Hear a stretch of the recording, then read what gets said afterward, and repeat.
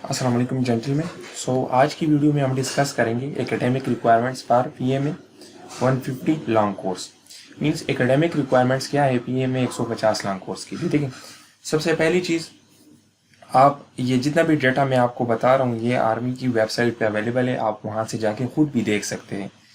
अगर आपने एफ या एफएससी की है तो आपके 55% मार्क्स होने चाहिए लाजमी। ठीक है, अगर आपके मार्क्स इससे कम है तो आप अप्लाई नहीं कर सकते।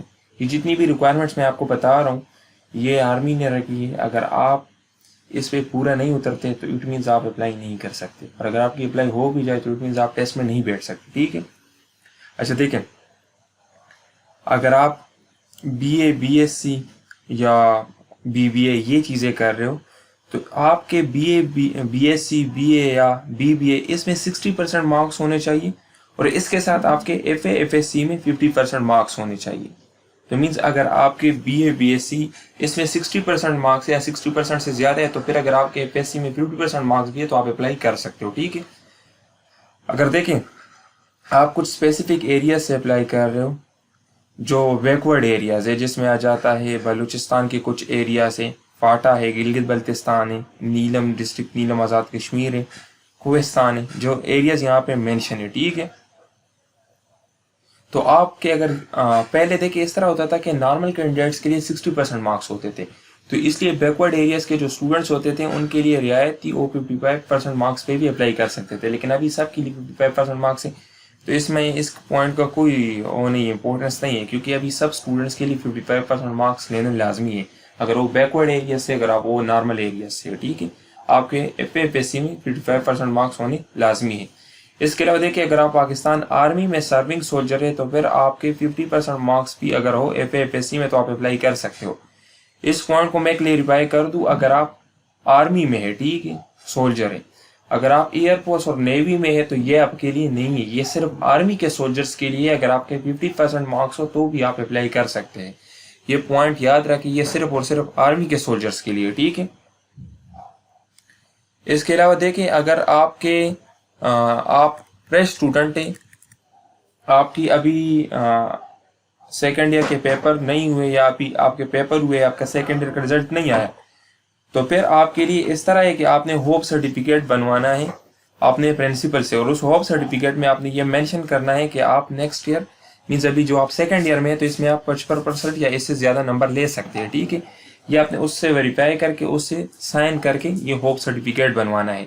जस्ट उसमें आपने ये चीज़ मेंशन करनी है कि आप 55% नंबर ले सकते हो सेकेंड ईयर में भी। ठीक है, इसके अलावा देखिए, अगर आपकी डॉक्यूमेंट्स की डुप्लीकेट है, डुप्लीकेट इन सेंस अगर आपने रीचेकिंग की है या आपकी डीएमसी आपसे गुम हो गई, आपने दोबारा न्यू डीएमसी बनवाई है, तो आपने उस डीएमसी की वेरिफिकेशन लाजमी करनी है अपनी कंसर्न बोर्ड से। ठीक है, जो आपकी बोर्ड है या जो आपकी यूनिवर्सिटी है, आपने वहाँ से इसकी वेरिफिकेशन लाजमी करनी है।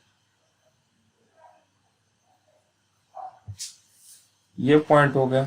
इसके अलावा अगर आप ए लेवल स्टूडेंट्स है तो उनके लिए भी कुछ रिक्वायरमेंट्स दी गई है। देखिए, ए लेवल स्टूडेंट्स अगर आप है तो आपके एग्रीगेट होना चाहिए 55%।